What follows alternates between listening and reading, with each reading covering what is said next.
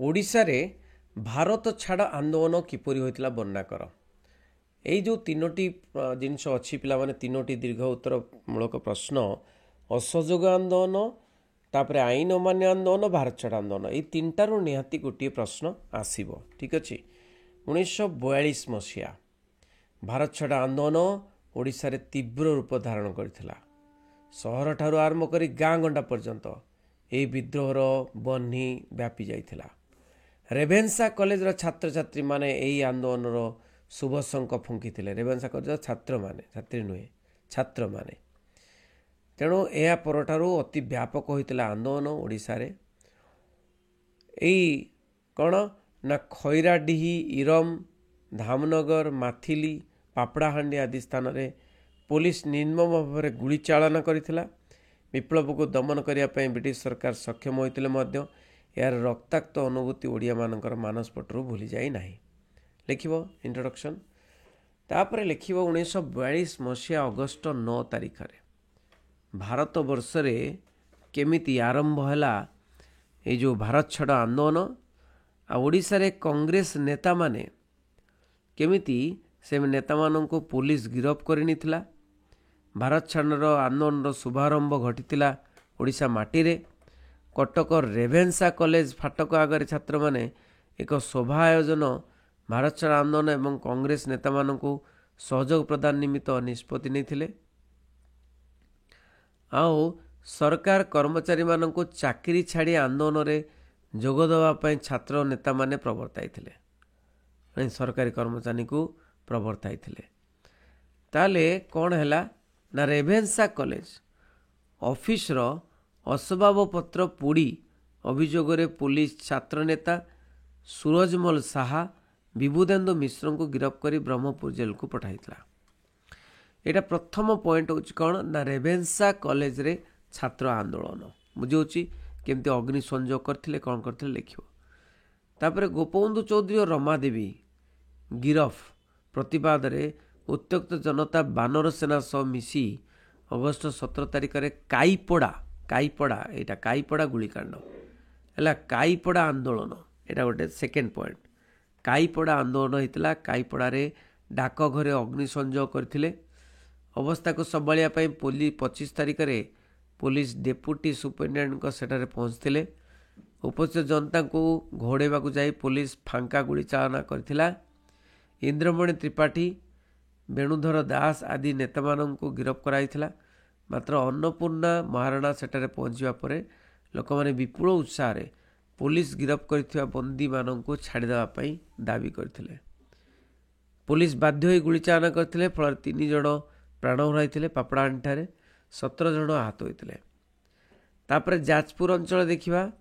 जाजपुर अंचल रे सभा समिति कार्य निषिद्ध कराइथिला।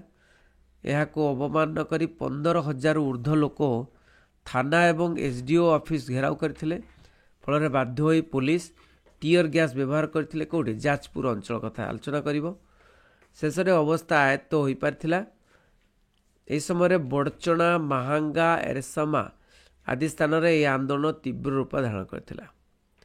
ठीक अच्छे। तापरे आंदोलन को तीव्रतर हेबा पई बागलपुर गौरांग चरण दास युवक मान को लाठी चालना शिक्षा देते। अरे वाह। आंदोलन को तीव्रतर करने और पुलिस आक्रमण प्रतिहत करने रक्त बाहिनी गठन कराइथिला। नहीं कि रक्त बाहिनी केते केते बाहिनी गठित होइतिला देख। तो आउ कौन पॉइंट अच्छी देखिबा। यस कौन पॉइंट अच्छी। हाँ धामनगर ठारे कौन होइतिला। धामनगर ठारे भारत छाड़ आंदोलन को गतिशील कराइथिले मुरलीधर पंडा। श्रीजंग ग्राम रे से चौकीदार पोशाक पड़ी पुलिस तांको गिरफ्त करने पे खोजुला। यही समय से लुणिया कटसाई गाँव में आत्मगमन करथिले। तेणु पुलिस कटसाई रे पहुंचिया मात्र हजार हजार जनता पुलिस को घेरी जाइथिले।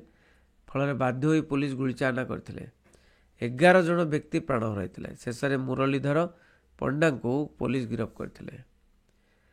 29 तारिख दिन पुलिस खैराडीही ग्राम को जाई वैद्यनाथ राउत को एक घर गिरफ्त कला बेले पुलिस को लोक माने धनुतीर धरी आक्रमण करथिले। ଏଇଟା କେଉଁଠି ଖଇରାଡିହି ଓକେ। ଫଳରେ ପୋଲିସ ବାଧ୍ୟ ହୋଇ ଗୁଳିଚାଳନା କରିଥିଲେ। ଏଥିରେ 2 ଜଣ ପ୍ରାଣ ହରାଇଥିଲେ। ଖଇରାଡିହି କଥା ଲେଖିବ। ତାପରେ ତୁଡ଼ିଗଡ଼ିଆ ମୃତ ବ୍ୟକ୍ତିଙ୍କୁ ନେବା ଲାଗି ଉତ୍ତ୍ୟକ୍ତ ଜନତା ତୁଡ଼ିଗଡ଼ିଆ ଥାନା ଘେରାଉ କରିବାରୁ ପୁନର୍ବାର ପୋଲିସ ଗୁଳିଚାଳନା କରିଥିଲେ। ନୀଳଗିରିର କିଛି ଲୋକ ପ୍ରାଣ ହରାଇଥିଲେ। ତାପରେ ବାସୁଦେବପୁର ଇରମ କଥା ଲେଖିବ। ଇରମ ଗୁଳିକାଣ୍ଡ ଇରମରେ ଭାରତ ଛାଡ଼ ଆନ୍ଦୋଳନ ତୀବ୍ରତର ହୋଇଥିଲା। ସରକାରଙ୍କୁ କର ନ ଦେବା ଲାଗି 28 ସେପ୍ଟେମ୍ବର ଲୋକମାନେ କ'ଣ କଲେ ନା ମେଲଣ ପଡ଼ିଆରେ ଏକ ସଭା ଆୟୋଜନ କରିଥିଲେ।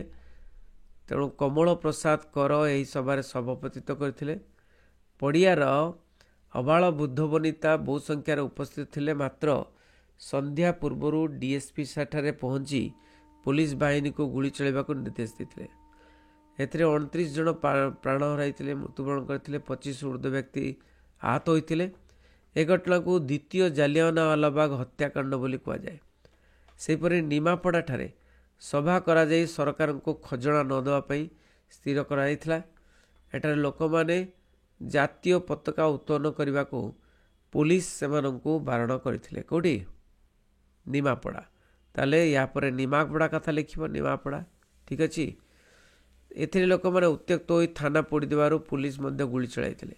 ଜଣେ ମୃତ୍ୟୁବରଣ କରିଥିଲେ। ତାପରେ ଗଞ୍ଜାମ ଜିଲ୍ଲାକୁ ଆସିବ। ଜିଲ୍ଲା ୱାଇଜ୍ ଲେଖିବ। ଗଞ୍ଜାମ ଜିଲ୍ଲାରେ ଭାରତ ଛାଡ଼ ଆନ୍ଦୋଳନ ଉଗ୍ର ରୂପ ଧାରଣ କରିଥିଲା। ଆନ୍ଦୋଳନକାରୀମାନେ ଆସ୍କାଠାରେ ଟେଲିଗ୍ରାଫ ତାର କାଟି ଦେଇଥିଲେ। ବ୍ରହ୍ମପୁର ଜେଲରେ ଥିବା ରାଜନୈତିକ ବନ୍ଦୀମାନେ ଗୋଟିଏ ଚାଳ ଘର ପୋଡ଼ି ଦେଇଥିଲେ। ସେଥିପାଇଁ ପୋଲିସ ଲାଠିଚାଳନା କରିଥିଲା। ବେପାରୀ ଗୁଡ଼ା ଥାନା ଅଧୀନରେ ଥିବା ତେନ୍ତୁଳି ଗୁମାର ଲକ୍ଷ୍ମଣ ନାୟକ ଭାରତ ଛାଡ଼ ଆନ୍ଦୋଳନକୁ ତେଜସ୍କ୍ରିୟ କରାଇଥିଲେ। କଂଗ୍ରେସର ଚିନ୍ତାଧାରାକୁ ସେ ଗାଁ ଗାଁ ବୁଲି ପ୍ରଚାର କରିଥିଲେ। ଏଇଟା ଲେଖିବ। କୋରାପୁଟର ଲକ୍ଷ୍ମଣ ନାୟକଙ୍କ ଭୂମିକା।